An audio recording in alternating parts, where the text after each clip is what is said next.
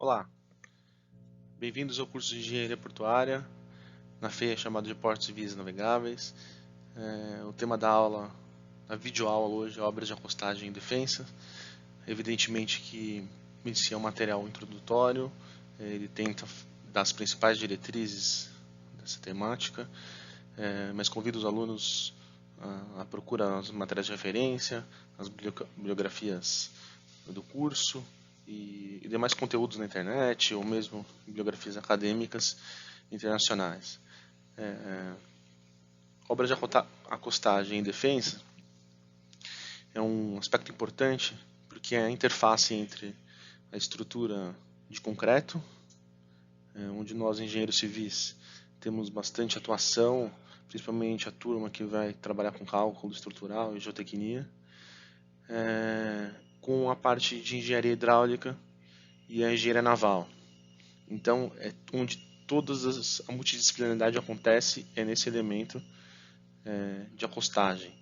Nessa figura do slide principal, vocês podem ver as estruturas de concreto e onde os navios atracam, né, onde eles encostam. Nós vamos ter mais detalhes ao longo da aula, porém fiquem cientes que é a parte de introdução e de contato entre embarcação muito pesada, né, embarcações 200, 300 mil tonelada força de deslocamento. Então essa é um ponto importante, chave de um projeto portuário. A gente dividiu o conteúdo dessa aula em alguns temas, né? E o tema principal e a parte mais, o core da aula são os itens 5 e 6, energia de atração e defensas, a escolha da defensa. Porém, a gente precisa resgatar alguns conceitos anteriores de outras aulas e mesmo novos, que envolvem a concepção de um porto, né? Então, a gente vai fazer um apanhado rápido do que a gente já viu ao longo do curso. Começando. Não, primeiro, referências bibliográficas. Esse aqui é a bibliografia mínima indicada. O livro do professor Alfredini, da Emília Arasaki, são duas versões, obras de gestão e engenharia portuária. Tem um material que se chama Design of Marine Facilities, que é do John Gateswaite. Um livro bastante importante também, uma referência importante para a gente. Tem a bibliografia holandesa, que é do Han Lichteringen, publicações da Pianch e os normativos de NBR, ROM, NBR brasileira, como vocês sabem, a ROM espanhola. E a Pianch é um órgão internacional que estabelece as diretrizes normativos internacionais, onde grande parte da nossa NBR é baseada. Então, ao longo do curso, a gente vai explicando os normativos, onde achar, tá bom? Bom, relembrando, a gente tem algumas composições, algumas classificações de portos, né? Esse aqui, a primeira classificação são os portos interiores, como vocês já sabem. Os portos que são naturalmente abrigados, como é o caso de Santos e a maioria dos portos de envergadura no mundo são interiores, porque eles apresentam uma condição de abrigo natural contra ondas e correntes longitudinais, as correntes transversais, as correntes de maré são importantes, né? Mas as correntes longitudinais, longshore currents, que acontecem aqui na Bahia, elas ficam abrigadas quando os portos são interiores. Por isso que a maioria dos portos do mundo nascem dentro de um estuário e se desenvolvem ao longo do offshore. Então Santos é o caso típico, nosso principal porto brasileiro e um dos principais portos do mundo, e é o caso típico de um porto estuarino. Ele se desenvolve dentro do estuário. Então reparem que aqui tem um rio, né, que corre em direção ao mar, e todos os terminais, a margem direita aqui, que é a margem de Santos, e a margem esquerda, que é a margem de Guarujá, e alguns terminais isolados aqui no fundo, próximo à ilha de Marabé, ilha de Bagres, mais terminais de líquido, e aqui na frente mais terminal de container. Então, o porto interior apresenta suas vantagens de abrigo contra ondas, correntes e ventos, porém ele tem a grande desvantagem de apresenta baixas profundidades. Como é uma área confinada e recebe aporte de sedimentos da bacia e mesmo da Bahia, né? Normalmente os estuários apresentam profundidades baixas, né? Então de 6, 7, 8 metros de lâmina d'água, o que no momento atual os grandes navios e as grandes embarcações ficam prejudicadas porque apresentam calados muito grandes. Então, como você sabe, com a economia globalizada, os navios e as empresas de logística precisam ganho de escala. Então, transportar, importar e exportar coisas por embarcações, por navios, precisa cada vez ter mais ganho de escala. Consequentemente, os navios ficam maiores, com bocas maiores, calados maiores, LPP, o comprimento entre perpendiculares, os LOAS, length overall, que é o comprimento total do navio. Então a indústria naval se ajusta às demandas de mercado, e quem sofre com isso são as infraestruturas civis e portuárias dos países. Então fica o ponto negativo aqui do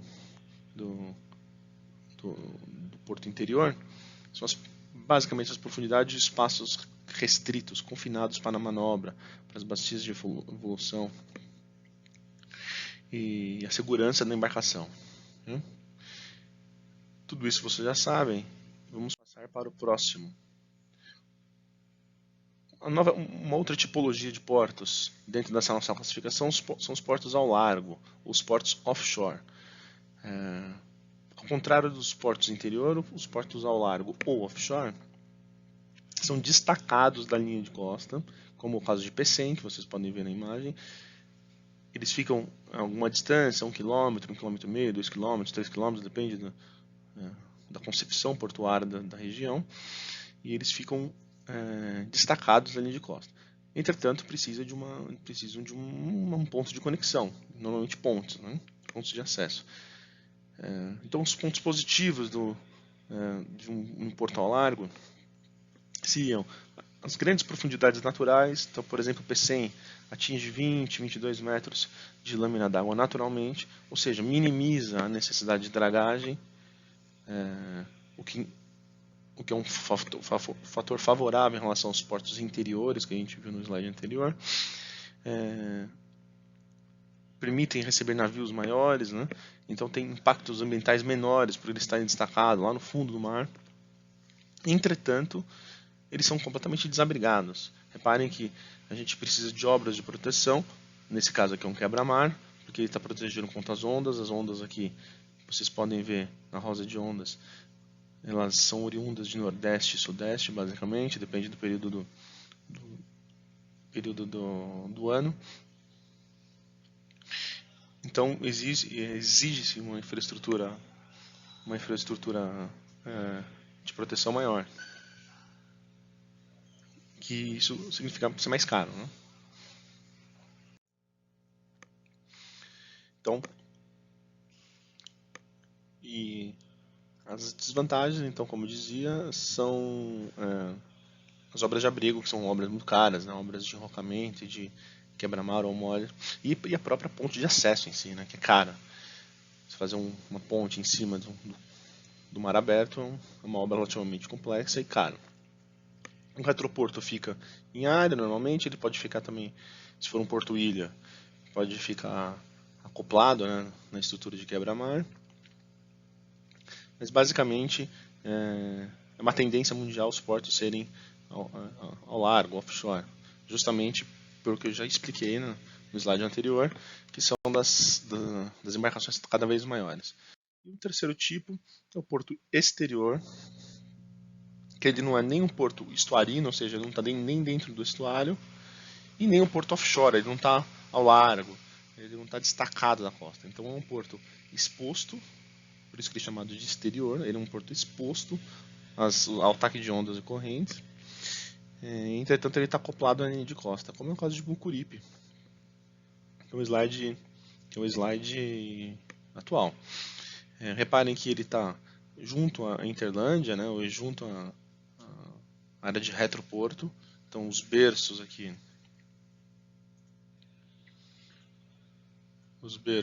onde está marcado, estão acoplados, né, são aderentes à linha de costa,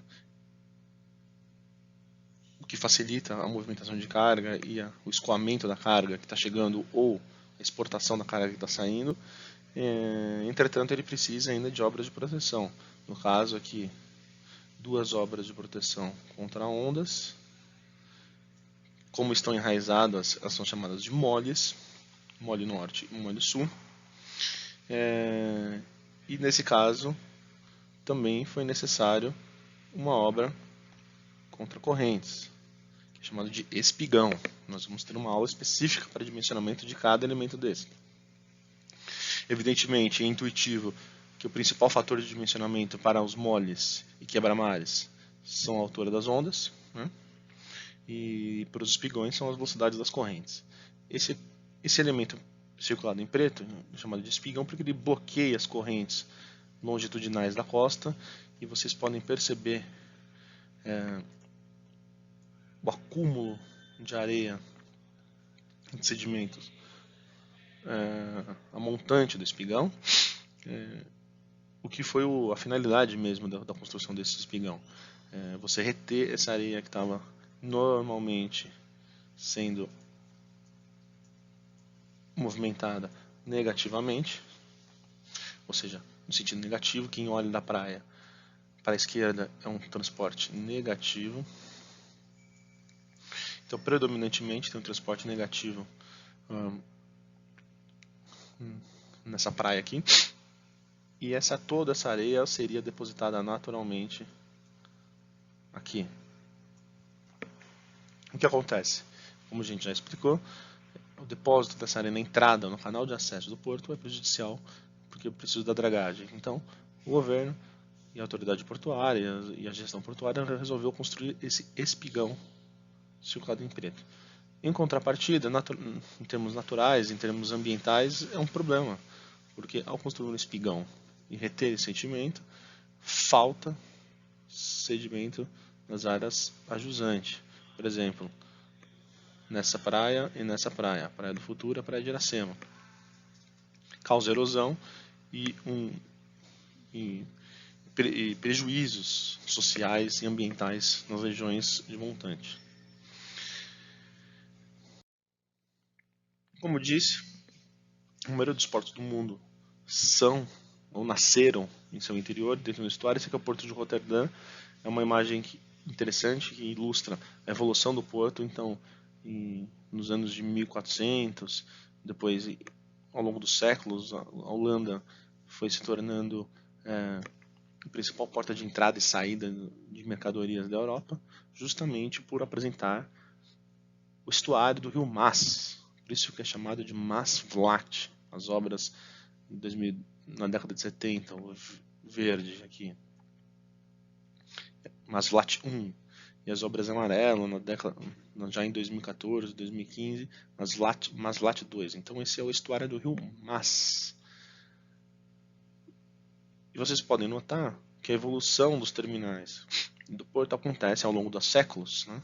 Até início do século passado, 1900, acontecia no interior do estuário, justamente pelos motivos que um porto interior apresenta os abrigos naturais. Então os holandeses, mais do que nunca, e muito experientes em navegação e tratativa com a água, se desenvolveram logo próximo ao centro da cidade de Roterdã. Como já dissemos também, é uma tendência dos portos evoluírem offshore, que está acontecendo já no final do século passado e já no início desse século, por causa das embarcações. A Holanda se viu numa situação, além de restrição de área, né? É um país muito denso, com pouca área habitável, pouca área construível, pelo seu potencial de alagamento em função das elevações de maré, decidiu expandir o seu porto em offshore. Então ele é um porto misto entre interior e exterior. Então esse é um exemplo típico de um porto de alta envergadura, de alta movimentação de carga, o principal porto da Europa.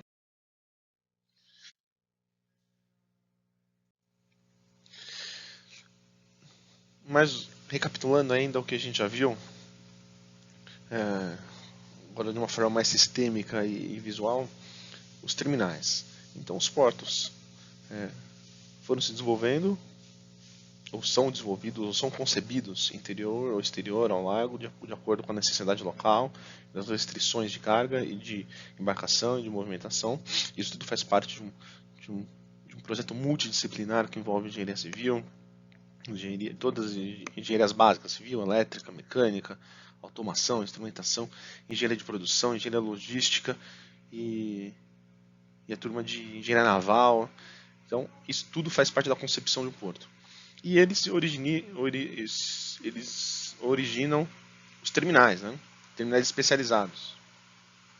Como esse é o caso, esse é o primeiro caso. O terminal de containers, então, é o tipo de terminal mais importante no momento, porque ele transporta altos valores agregados. A containerização, que é o fenômeno que está sendo chamado, que é a tendência de movimentar carga de países e cidades, de locais diferentes, de ponto A para ponto B, para o container, está aumentando muito. Por quê? Porque além da automatização e do ganho de escala sistêmico de um container, você consegue transportar alto valor agregado com um certo nível de proteção. Então os terminais de containers estão cada vez mais demandados.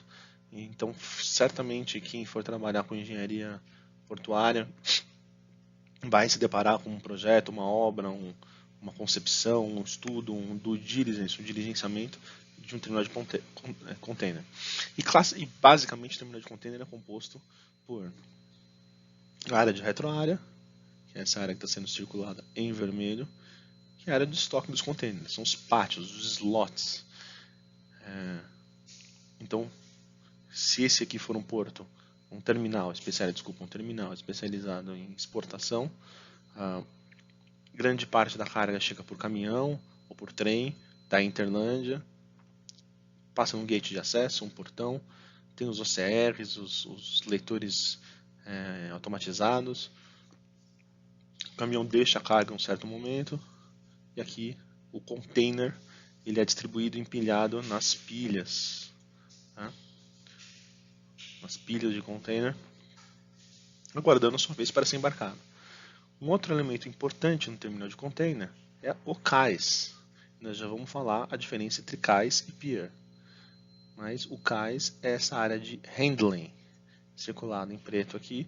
Vou grifar com uma cor verdinha. Esse cais é a área de handling, ou seja, a área de embarque e desembarque. Aqui tem equipamentos especializados para botar o container em cima do navio ou tirar o container em cima do navio se for num processo de importação. E este elemento é a obra de acostagem, que é o tema da nossa aula especificamente hoje. Então, a embarcação, que é esse azul aqui na foto, que é um navio de container, está atracado, está carregando ou descarregando, e os portainers, que são os equipamentos que tiram esse container do navio ou colocam no navio. Então, basicamente a aula hoje vai estar focada nesta estrutura preta e grifada de amarelo, verde aqui. Novamente um zoom nos terminais especializados, novamente o container, e aqui a gente consegue ver com mais detalhes os conceitos. Então, novamente, a área verde, pintadinha aqui, é a obra de acostagem, aqui é um cais, esse aqui é um cais com paramento aberto, nós já vamos explicar a diferença. E a área de handling, material handling, que são os portainers. Esse guindaste pega o container e coloca dentro do navio, ou tira do navio e coloca no pátio. Tá? E aqui vocês podem ver uma outra foto com um ângulo mais oblíquo, são as estruturas em Santos também, os navios atracados, navios grandes e pequenos, e a estrutura de acostagem, que é o que nós já vamos estudar em mais detalhes. Mais detalhes do terminal de container. Aqui o terminal da Libra em Santos, que está sendo desativado. E o objetivo dessa imagem é mostrar com mais detalhes o portainer, um guindaste com trilho. Então, nessa linha vermelha, existem trilhos acoplados na estrutura, com um sistema de estaqueamento dedicado para ele. E o guindaste corre ao longo dos trilhos para fazer a movimentação de carga. No pátio, vocês podem ver os equipamentos de manuseio de contêineres do pátio. Esse aqui é o RTG. Também ele pode ser sobre trilhos ou sobre pneus. Nesse caso aqui, se eu não me engano, é sobre trilhos. E ele faz a movimentação de contêiner no pátio. Esse equipamento não coloca o container dentro do navio ou tira o navio. Isso é a responsabilidade do portainer. E também tem equipamentos mais simples, mais móveis, são os hitstackers, né? Na figura aqui não tem nenhuma. Esses são equipamentos individuais que pegam o container individualmente com uma baixa eficiência.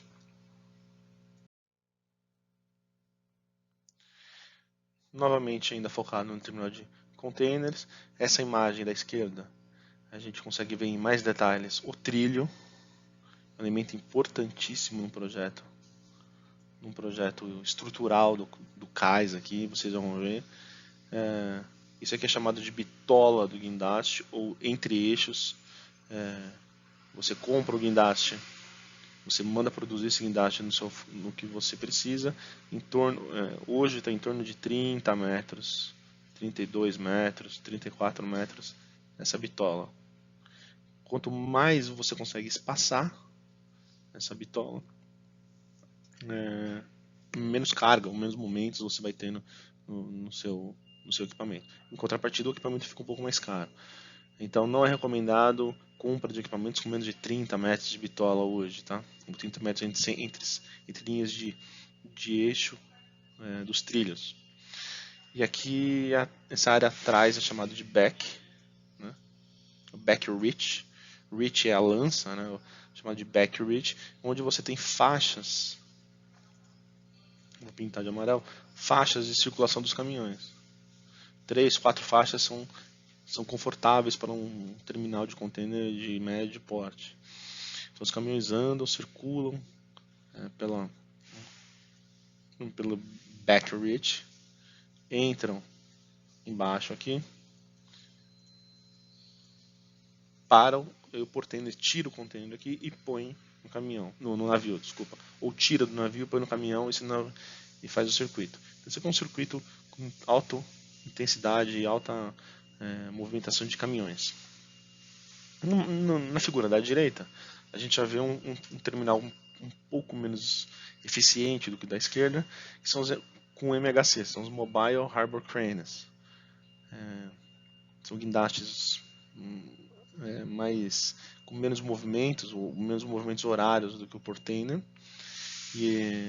Então você vê que a movimentação dele não é sobre trilhos, então ele tem um deslocamento um pouco mais lento ao longo aqui do costado, né? E a movimentação dele também é menos eficiente do que o portainer. Em contrapartida, é um equipamento mais barato e mais flexível. Então, se esse porto aqui ele é multimodal, então nesse momento ele pode estar carregando ou descarregando o container, e na próxima embarcação ele pode estar carregando e descarregando carga geral, sei lá, bulbos, né? Bobinas, mangotes. Então esse equipamento serve também para pegar outros tipos de carga. Na foto da esquerda a gente já vê um terminal especializado e dedicado a container. Seguindo, mais uma foto de terminal de container. Esse aqui é o Tecom de Santos, com o mesmo jeitão, né, a mesma tipologia. E aqui na figura da direita um corte típico com os trilhos. Os trilhos apoiados do portainer, a área de back reach atrás, onde tem um contrapeso, né? Isso aqui é uma grua, no fundo é uma grua, e a lança de acordo com a boca do navio. Vocês vão lembrar que esta medida é chamada de boca, a boca do navio. E o próprio navio em si, com a sua profundidade. Mais um pouco de equipamentos, os RTGs, que a gente já falou, que é o movimento de carga extra sobre trilhos. RTGs sobre trilhos, altíssima eficiência em mobilidade de carga em pátio. E os reach stackers, que são esses tratorzinhos que movimentam o container no pátio de uma forma unitária, né, singular. Então, evidentemente que o reach stacker é muito menos eficiente do que um RTG, que é um pórtico rolante que tem alta escala. Damos para carga geral.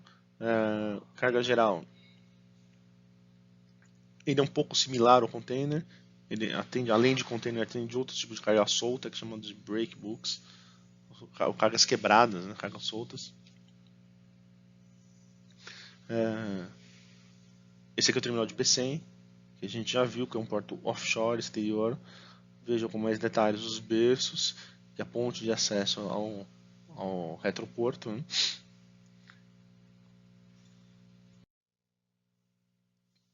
Novamente, carga geral. Pode ser terminais que importam ou exportam sacas, né? Sacarias de açúcar, de farelo, de grãos. Em Santos tem o terminal ou em Guarujá, né, no Porto de Santos, TGG, terminal de grãos, que também tem uma tipologia muito parecida com o terminal de containers, mas os guindastes são mais singelos. Vocês podem ver os guindastes aqui são mais singelos, eles têm bitolas de 4,5, 5 metros, são guindastes menores, de menor porte. Podem ter maiores também, depende da qualidade do porto. E aqui um corte típico da embarcação carregada e descarregada. Esse corte é extremamente importante em todos os casos para a gente ver a relação do navio, da lâmina d'água, do leito marinho, que nesse caso está entre 6 metros e 13,5, e as variações de maré, como a gente já viu na aula de marés. É importante saber as janelas de maré, a variação do nível da água em pré-mar, nível médio, baixa-mar, porque isso influencia drasticamente na concepção do seu porto, ou da sua estrutura portuária, da sua obra de apostagem. Então, alguns detalhes de terminais de carga geral. Aqui a gente pode ver uns MHCs, né, os Mobile Harbor Cranes, pegando pallets, né, ou isso aqui, madeira, carga de madeira. Então são cargas quebradas, eles não têm uma certa singularidade, eles não têm uma certa repetibilidade como tem os containers. Então são terminais menos eficientes, porque cada carga é um tipo de pegada, cada carga é um tipo de segurança e de movimentação em relação aos containers. Reparem nessa outra foto aqui, sacarias, né? Sacas, que também carga quebrada, e cargas diversas, tipo pás eólicas, motores de avião, de carros, veículos, estão todos com carga quebrada. Os terminais de granel sólido são terminais que devem ter altíssima eficiência, ou seja, altíssimas taxas de carregamento e descarregamento, que são cargas soltas. Por exemplo, esse aqui é o terminal da Vale, de granel sólido lá em São Luís do Maranhão. Reparem que a retroárea ela é bastante diferente, suja, né? Então, só que são pilhas. Aqui nós temos pilhas de minério, nesse caso aqui minério de ferro, que chegam por trem ou caminhão e são exportados, importados, nesse caso exportados por correias transportadoras até as grandes embarcações. Aqui são pires destacados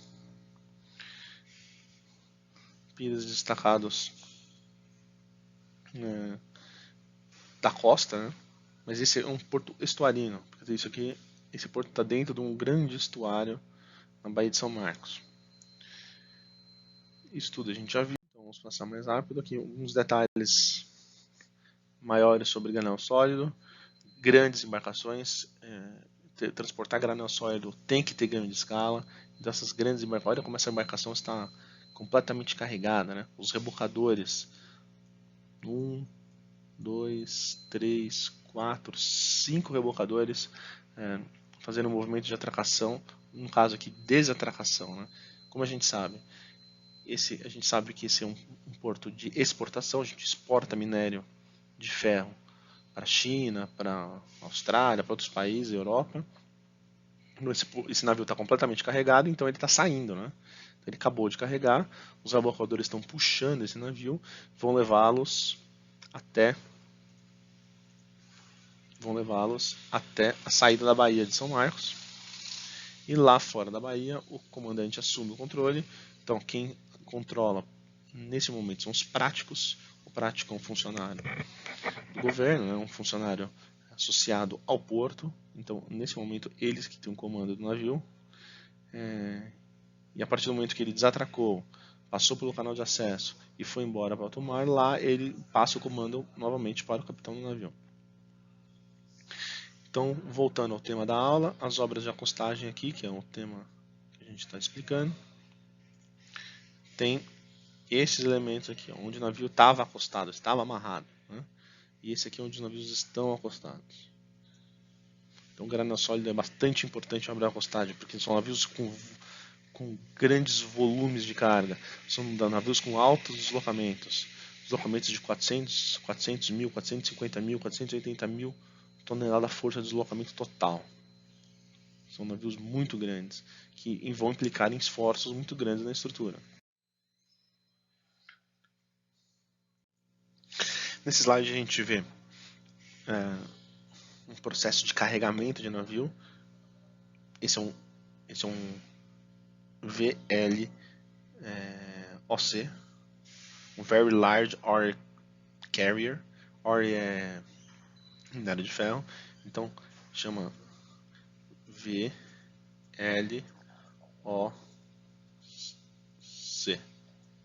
Very Large Ore Carrier.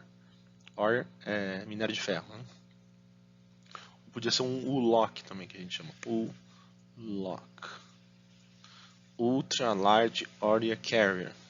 São navios muito grandes, com LPP acima de 350 metros, 380 metros, 350, 400 mil toneladas de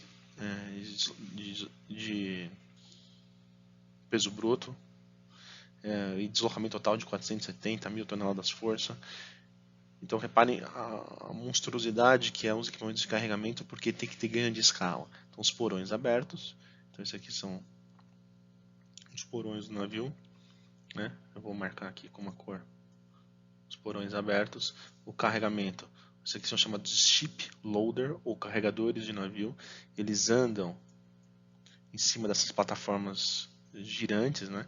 Então isso aqui faz parte da plataforma, ela está isolada da plataforma de amarração, que é essa aqui. Isso aqui é chamado de dolphin, nós já vamos ver. Isso aqui é um dolphin de amarração dos navios. Essas aqui são plataformas para os equipamentos de carregamento. Então são destacadas. Nós já vamos ver. Então, antecipando, isso aqui é uma obra discreta, não é contínua. Já vamos ter um slide só disso.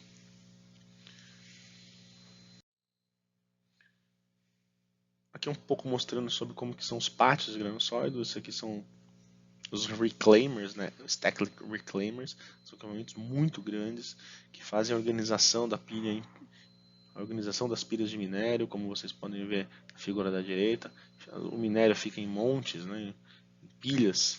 É uma área muito suja, com muito poder de contaminação de solo e do próprio vento, né? As cidades que recebem esse tipo de porto, por exemplo, Vitória, sofre muito com a poluição desse minério, porque é um material fino. Quando bate o vento do mar, ele vai sendo dissipado na cidade. Então a Vale sofre muito. Primeiro, a população sofre mais, né? Mas a Vale tem que gastar bastante dinheiro mitigando esses impactos sociais e ambientais. Então, aqui, essas fotos são apenas para ilustrar como que esse material, antes de entrar no navio, né? Eles chegam das jazidas de minério, são empilhados e daqui vão para os transportadores, são esses equipamentos, são esses equipamentos que ficam no chão, né, ou enterrados. Então o reclaimer, ele pega o minério, coloca dentro desse equipamento uma moeda e vai jogando para os transportadores que vão alimentar esses transportadores aqui, ó, que vão alimentar os navios lá no mar, como na fuga anterior. Esse aqui é um corte típico, tá? De um terminal de grânio sólido. Então tem os silos, no caso se for grãos, grãos, farelo, açúcar. Se bem que o açúcar não é recomendado para silos, o açúcar tem que ser mais armazém. Mas o que representa aqui é a área de estocagem. Então isso aqui é a área de estocagem por túneis e transportadoras e por equipamentos mecânicos. Ele vai para as torres de transferência, onde muda de direção a implanta e vai para o carregamento do navio, que vai estar na estrutura de acostagem. Granéis líquidos, já vimos também, mas para relembrar e para contextualizar, esse aqui é o Tebar de São Sebastião, o terminal da Petrobras. Os terminais de líquido tendem a ser mais limpos do que os de sólido, porque toda a mercadoria e todo o produto é dentro de tubulações, então não tem tanto contato com, e nem deve ter, né, contato com a atmosfera, com o meio ambiente. Então vejam aqui a área de retroporto. Fica lá isoladinha com as tancagens, isso aqui são tanques de produto de gasolina, de querosene, de líquidos em geral. E, se for para exportação, vem por gasodutos, oleodutos ou caminhões, né, do país aqui, ou da produção. São armazenados nos tanques e aqui por tubulações e bombas são carregados nas plataformas nos navios. Temos fotos.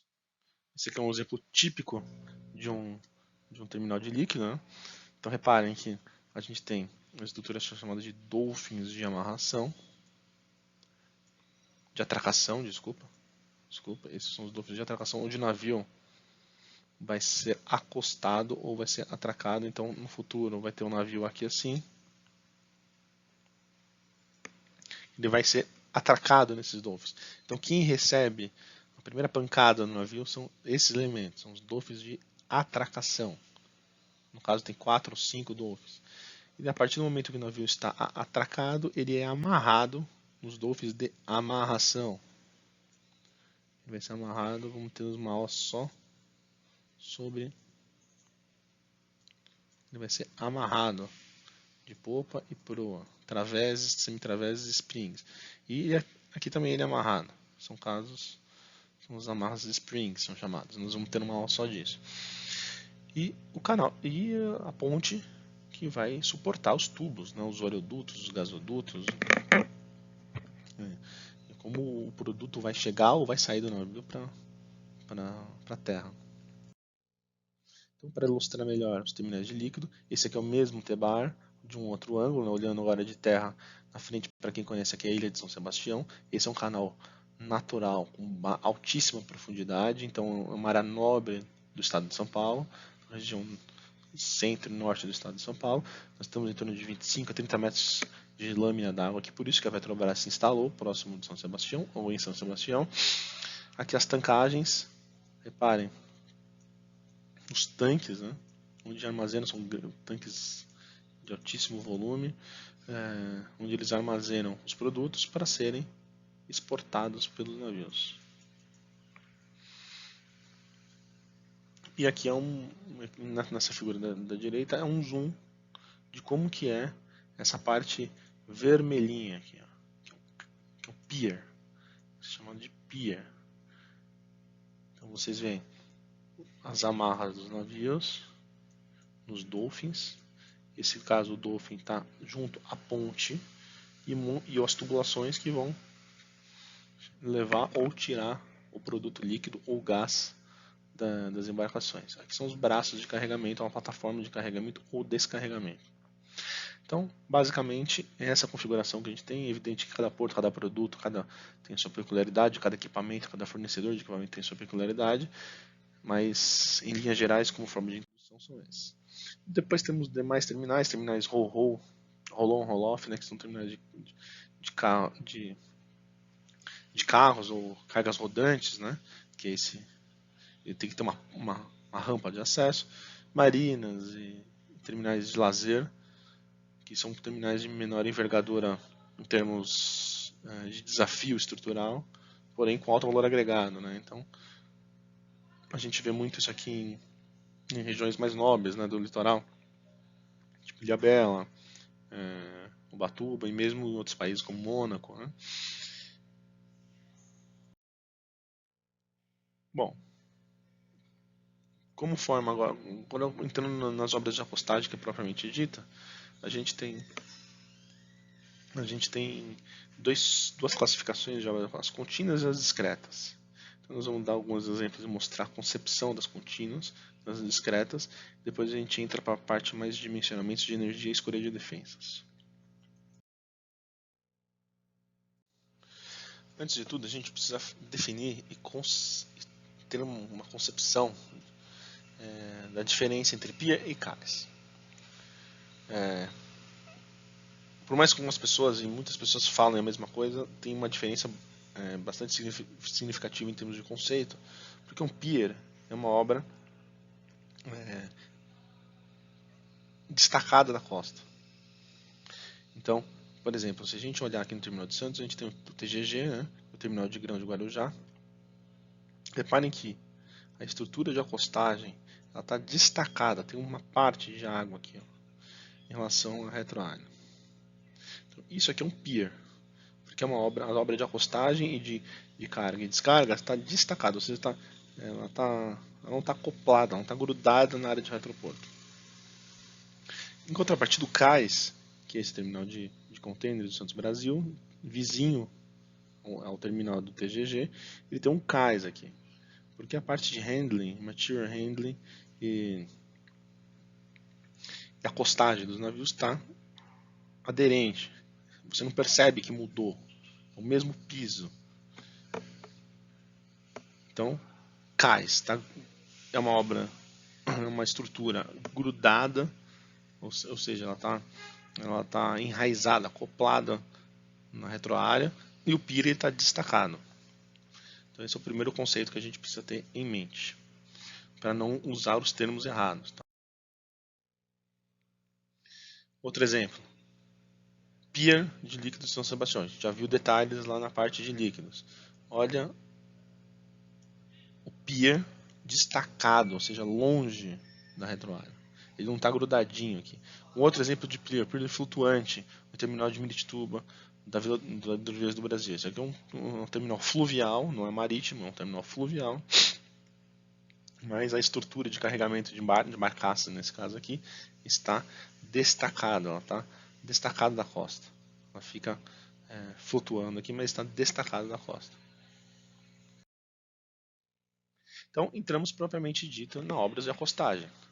Então, as obras de acostagem, elas podem ser contínuas ou discretas, como a gente já falou lá na introdução.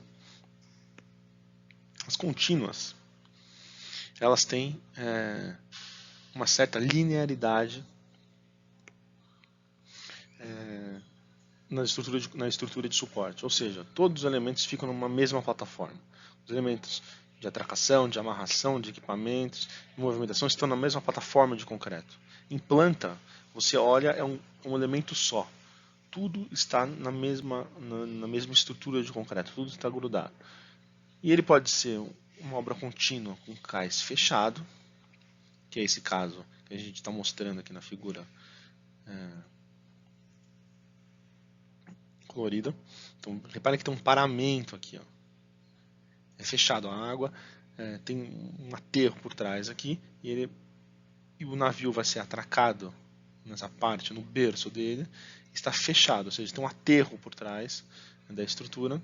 Por mais que a estrutura seja estaqueada ou não, tem vários tipos de de cais fechado, mas em resumo, você não consegue, se você for um mergulhador, você não consegue entrar para dentro do terminal por baixo da estrutura, porque ela é fechada, que tem uma parede de concreto.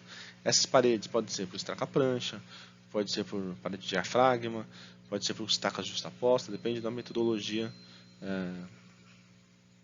de dimensionamento ou de construção. Então, cais fechado. Alguns exemplos. Por exemplo, esse aqui é uma cortina de estacas, de estaca-prancha, foi feito num elemento, esse aqui é a planta, né? Esse aqui é a planta estrutural do cais.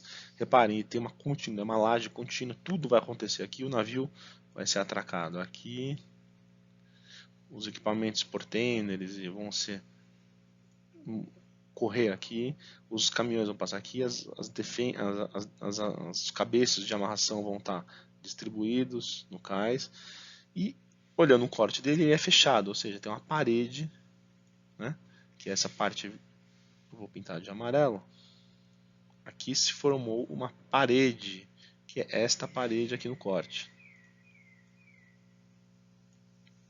Aqui é a defensa, então vou pintar de verde aqui. É a defensa, que é um elemento importante, onde vai receber a energia do navio.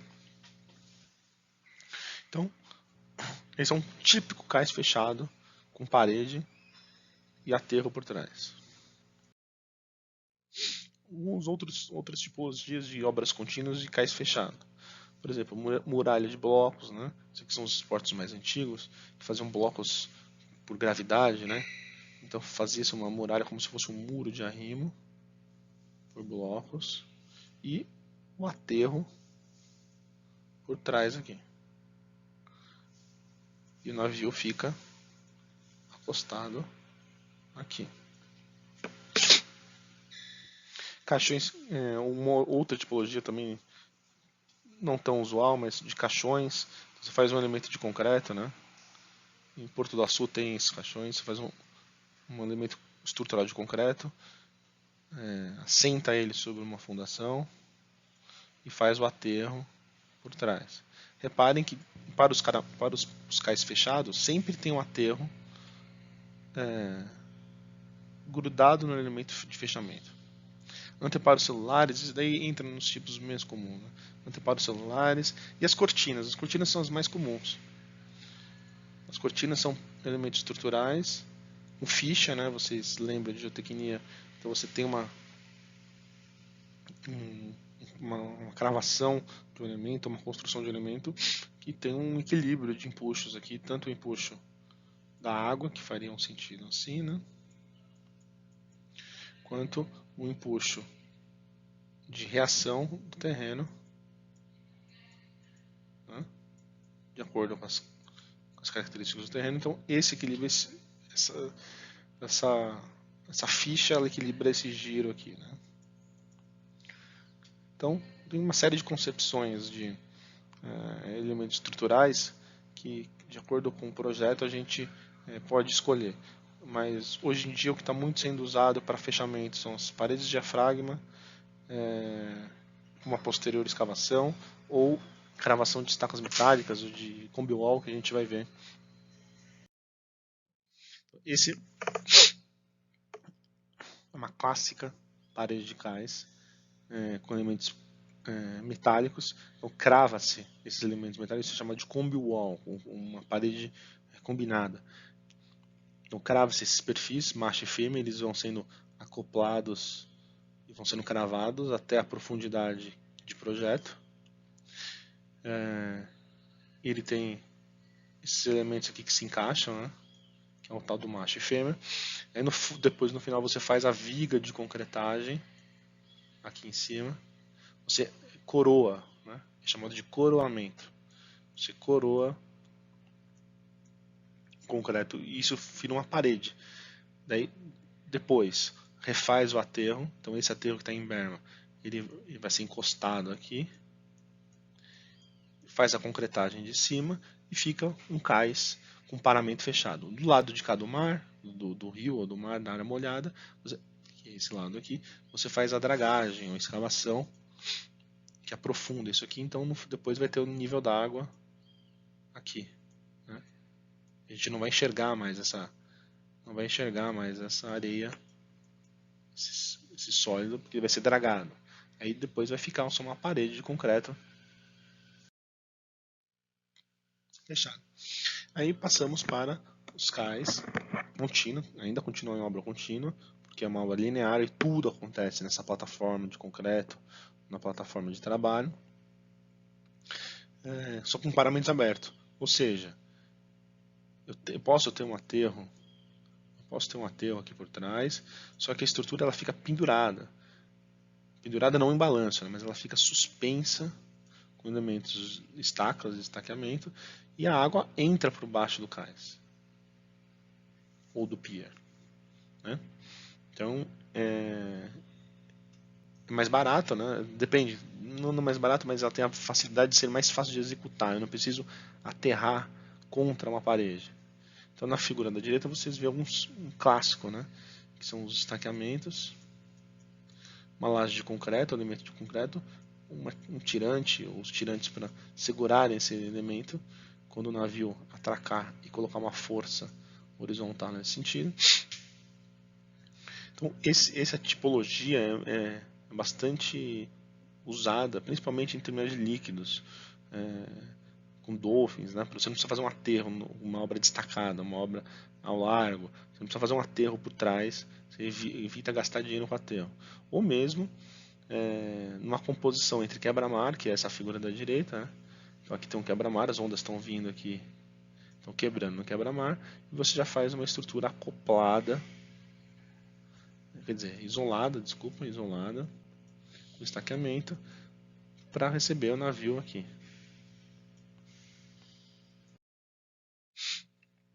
Então aqui é uma imagem de uma obra com paramento aberto. Reparem, os elementos de concreto, as estacas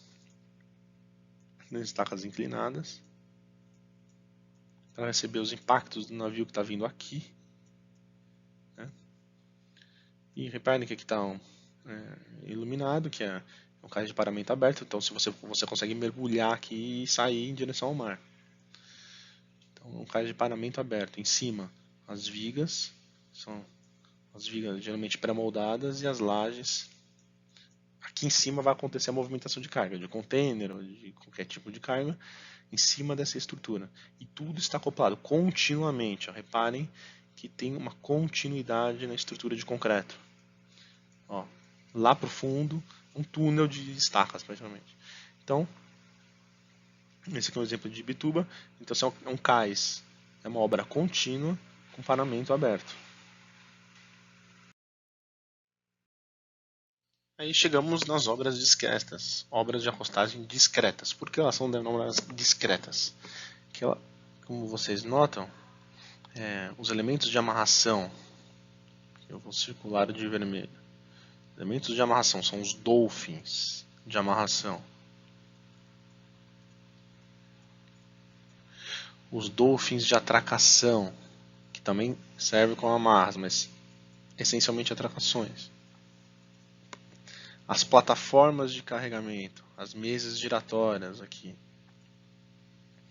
A plataforma que segura os equipamentos, o próprio equipamento, que é o ship loader, e as pontes de acesso, os transportadores, são estruturas civis, estão apoiados em estruturas civis diferentes.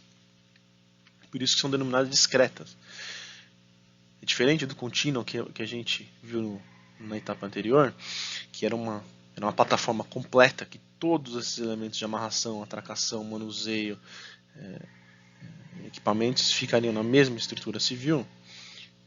Nos casos das discretas, são elementos isolados, ou seja, se eu tiver um impacto neste Dolphin aqui, vai ter um prejuízo só nele, ele não tem um impacto nos outros. Né? Qual que é a vantagem desse tipo de estrutura? Eu gasto estrutura civil, concreto, forma, armadura, estacas, aço, apenas onde me convém. Então, porque a movimentação de carga ela é mais pontual. Então eu não preciso de áreas grandes igual o terminal de container para circulação de caminhão ou de pessoas. Aqui o carregamento é todo por equipamento. Então, por isso que as estruturas discretas são normalmente pires, né, são destacados, e normalmente são para granéis sólidos e granéis líquidos, que é, o próprio carregamento não precisa de muita interface humana, né, ou de caminhões, ou de os equipamentos são mais simples. Novamente, uma outra estrutura discreta para granéis líquidos, né, como eu comentei, um pier, esse aqui é um pier de Santos, da Petrobras, na Lemoa, próximo da Ilha de Bagres. E reparem de novo as estruturas isoladas, ó. Os dolphins isolados, dolphins de amarração, plataforma. Aqui a estrutura de carregamento. Então, elas são discretas. Elas não tem uma plataforma única que contemple todo o suporte para os equipamentos, pessoas e carros. Aqui um detalhe mais focado de como são esses pires, né? Pires de granel líquido. Esse aqui é a famosa plataforma de carregamento. Esses elementos amarelos são os braços de carregamento. Então toda a carga vem por tubulações na ponte de acesso, tubulações, chegam nessa plataforma que a gente chama de plataforma de carregamento. É um elemento discreto, isolado. Aqui não tem nenhum navio atracado nessa foto. E esses braços de carregamento são acoplados aos braços do navio, algo similar a essa figura da direita. Aqui é um ship-to-ship, mas só para exemplificar como que é a conexão entre um elemento externo ao elemento interno do navio. Então são mangotes, né, ou braços que se conectam e transferem o líquido de uma embarcação. Então tudo isso que a gente falou até agora para exemplificar e contextualizar os tipos de obra, os tipos de terminais. Essa é a concepção física e organizacional de um porto. Agora nós vamos dar um foco numa parte importantíssima de dimensionamento, principalmente de estruturas, que são os elementos de impacto, que é quando o navio com uma certa massa volumosa, uma grande massa, uma velocidade, tem uma energia cinética, que vai ser transferida ao bater, ao chocar, num elemento que a gente chama de defensa. Essa energia ela é absorvida por parte da defensa como se fosse uma mola, e parte é reativada, né? Ela tem uma reação contra o navio e contra a própria estrutura. Então, o primeiro passo dessa concepção estrutural é a gente entender as características dos navios, que a gente já entendeu em aulas passadas, como deslocamento, tonelagem de peso bruto e calado, as grandezas físicas do navio. Agora, como transformar esse monstro de energia no impacto administrável na estrutura? Para isso, a gente tem que calcular a. Aqui tem alguns conceitos básicos que vocês podem depois pesquisar e aprofundar. Mas no fundo a gente tem algumas normas, a NBR 9782 é a norma brasileira, que ela está em discussão, mas no fundo é um compilado entre as normas RON, que é uma norma, a RON é uma norma espanhola, tem a PIANC, que é uma entidade internacional de pesquisa e diretrizes portuárias. E as British Standards, as BS, as normas americanas. Então, cada país tem uma metodologia de cálculo. A nossa era regida até tempo atrás pela NBR, que no fundo se assemelha muito à ROM. Então a gente vai passar por um compilado das metodologias. Importante é que toda vez que vocês forem projetar uma estrutura desse tipo, avaliem qual é a norma que está vigente, se a NBR está revogada, se ela está cancelada, busquem a correspondente dela internacionalmente, e deixe muito bem claro isso nas premissas de projeto, nos critérios de projeto, que no fundo o que rege o cálculo estrutural, né? Então, conceitualmente, o que é o processo de atracação? A atracação é uma embarcação, e como a gente está falando de obras muito grandes, é uma embarcação com bastante deslocamento, um deslocamento total grande. Normalmente ele vem rebocado, esses elementos aqui que eu vou pintar de vermelho são os rebocadores, são embarcações menores que puxam ou empurram o grande navio. Geralmente eles têm 4 ou 5 rebocadores, depende do tamanho do navio. Para navios acima de 5.000 toneladas, é obrigatório ter uso de rebocadores. Então, isso é bastante usual e recorrente.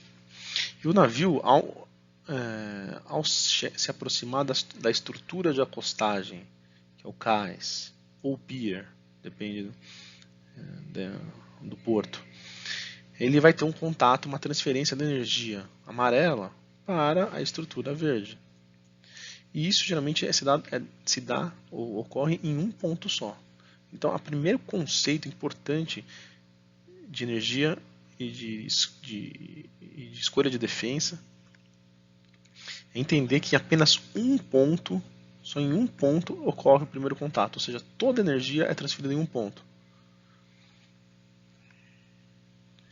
E aí nessa figura do lado são os critérios de espaçamento que nós já vamos ver depois, tá? Enfim, chegamos no cálculo da energia de atração, chamado EC. Como todo cálculo de energia da física básica, energia é a massa vezes velocidade ao quadrado dividido por 2, né? mv ao quadrado sobre 2. Que aqui o sobre 2 está 0,5. A massa é uma composição de duas massas, é a massa do navio. Massa não é peso, tá? A massa do navio e a massa de volume deslocado adicional, a gente vai explicar já isso. Velocidade de atracação, a velocidade de aproximação ao quadrado e alguns coeficientes que atenuam, que reduzem essa energia. São fatores que vão diminuindo essa energia em função de umas características, tanto de excentricidade, se o navio não está batendo 90 graus, quanto de rigidez, que é um coeficiente de quanto o casco do navio consegue ajudar no amortecimento dessa energia. Então, item a item, energia cinética de atracação é dado em energia quilonewton metro, quilonewton vezes metro, ou tonelada força vezes metro. Massa 1 é a massa associada ao deslocamento total do navio. Então, se o navio, por exemplo, tem 686 mil toneladas de força de deslocamento total, sua massa 1, sua M1, vai ser 686 mil dividido pelo G. Então, a massa dele equivalente é 69.928 toneladas de força vezes segundo ao quadrado por metro.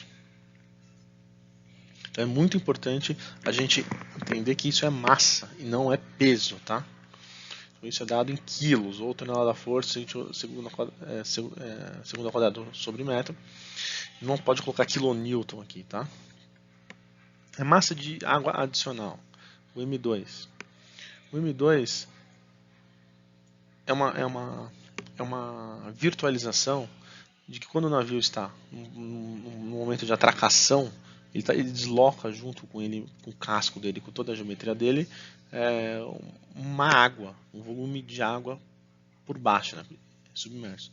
É como se essa água tivesse acoplado ao volume do navio. Então é uma simplificação, como se fosse um trapézio de água embaixo, um trapézio não, desculpa, um cilindro. Esse cilindro tivesse acoplado no navio, é como se a massa do navio aumentasse um pouco por ter esse volume de água adicional. Já vamos ver como calcula. Velocidade de atracação, de aproximação do navio, em metros por segundo, coeficiente de excentricidade e coeficiente de rigidez. Já vamos ver cada um deles. A massa 2, como eu havia comentado, é a massa adicional de água deslocada.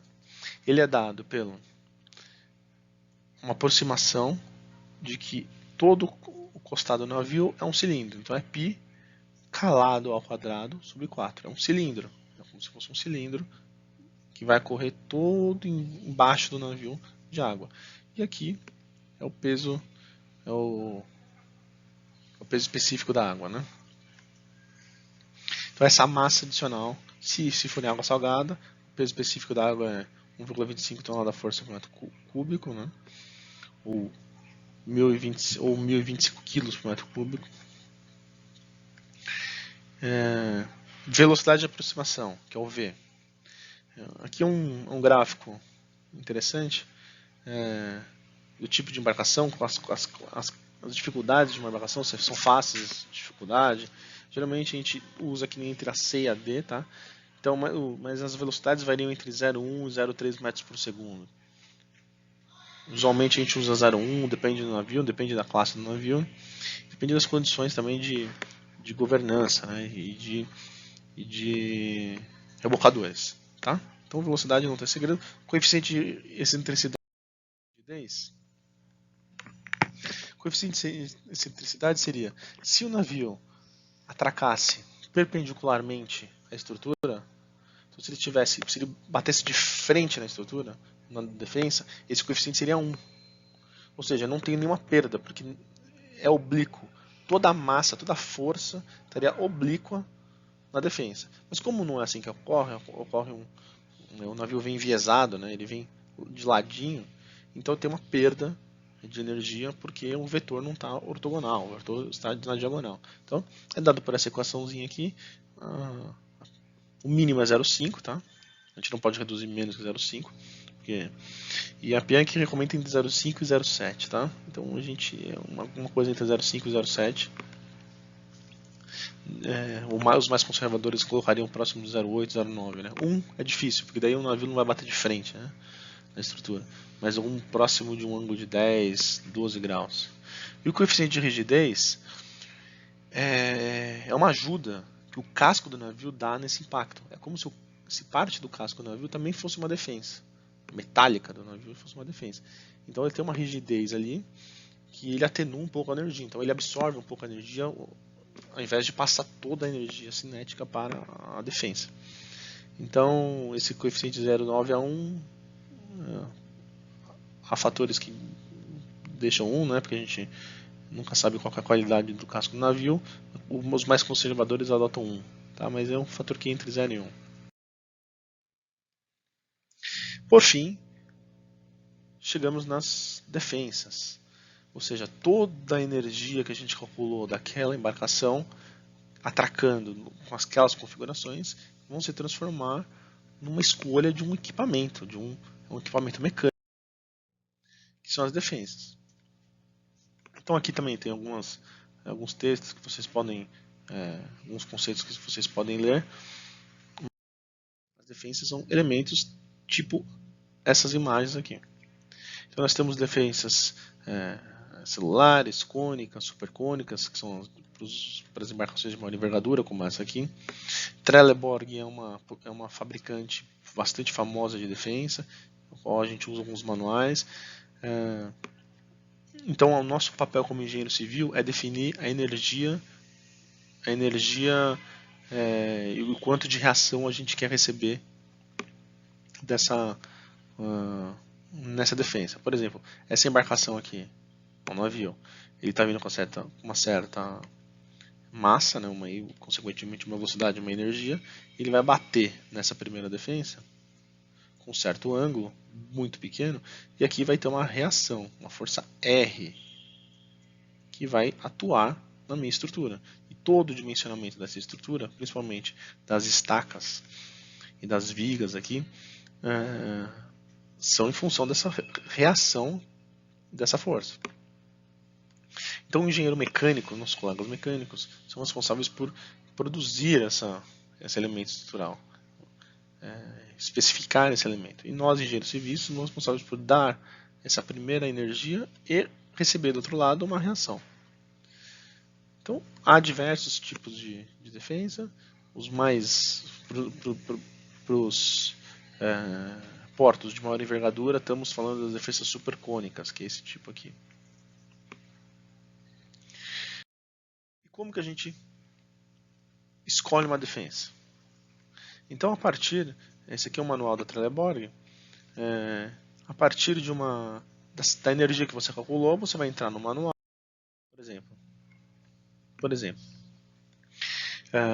Vamos supor que você calculou uma energia de tantos kN vezes metro. Então o E do manual é kN vezes metro, a energia que você calculou.